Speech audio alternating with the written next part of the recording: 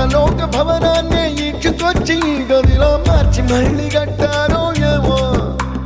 మాయజాలము తెలుసు మంత్రకారడి తెలుసు రెంటి కన్న ఇది ఇంకోటేమో నీలాకాశం నేలాకొస్తే ఇట్టాగే ఉంటాదో ఏమో ఈ సంతోషం దాచాలంటే హృదయాలు ఓ వంద కావాలేమో ఇంతందంగా ఉంటుందా